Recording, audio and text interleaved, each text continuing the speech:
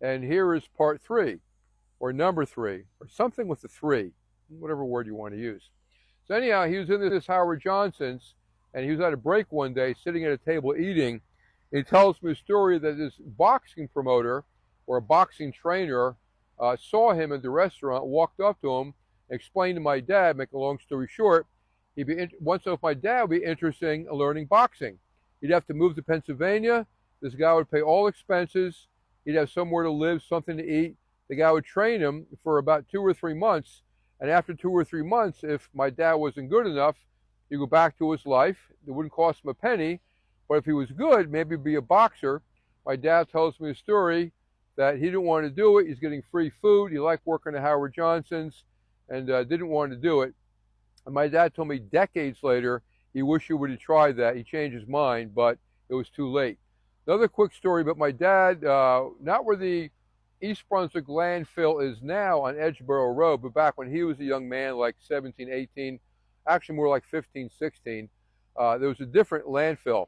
And there was a man-made hole there, and water would fill when it rained, and they would go swimming there, him and some of the guys and girls in the area.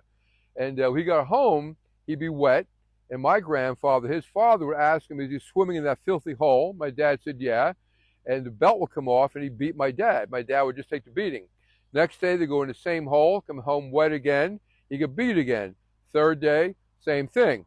So my dad tells me a story that eventually his father asked him, I'm beating you every day, are you ever going to stop doing this? My dad said no.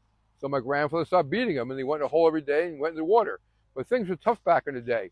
Another story he told me, last story I'll tell you for now, is that him and all the, actually it's not the last story, I'm going to keep on going, but it's my prerogative. But anyhow, another story, back in the day, they all had rifles. Nobody cared if you had rifles and shotguns, whatever they were back in the day. And they would go to the dumps, and they'd get all their father's cars, and there'd be like 6, 7, 8 guys in a circle, a big circle.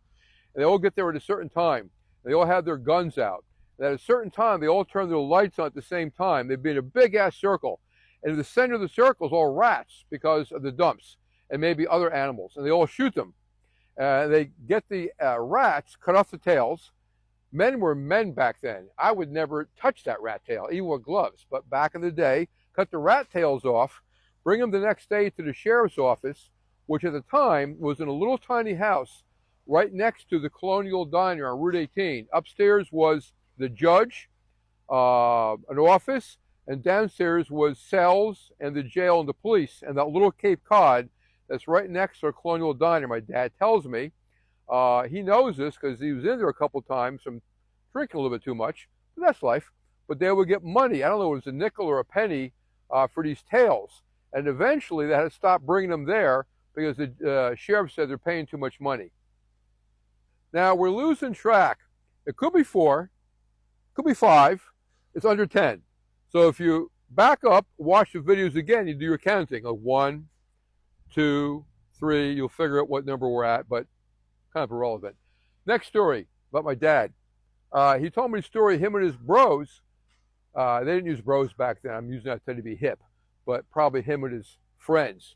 We'll go with that one. They would get together on the weekends, and they would all borrow one of the parents' cars. My dad had a Model A Ford that he would borrow with a crank up, believe it or not.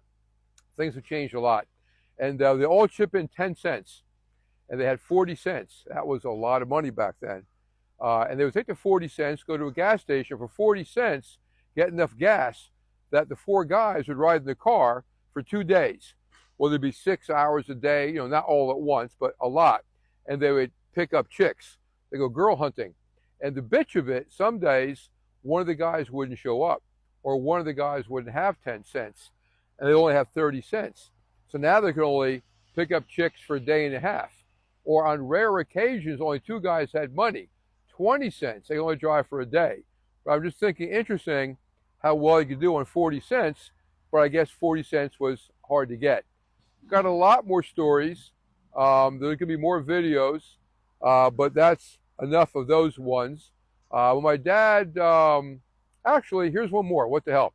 My dad told me the story that he remembers hearing when he was a young man, that 2 guys is coming. And nobody knows what 2 guys was, and they kept hearing it more and more. 2 guys was coming. What the hell is 2 guys? And one day, and you older people will know that lived in East Brunswick on Route 18, across the Mid-State Mall was a store called Two Guys. That was from initially another state. I think the first one in New Jersey was on Route 18. So my father and his gang went to Two Guys, and they couldn't believe it. He heard of air conditioning, never felt air conditioning before, didn't know what air conditioning really was. First time they felt air conditioning.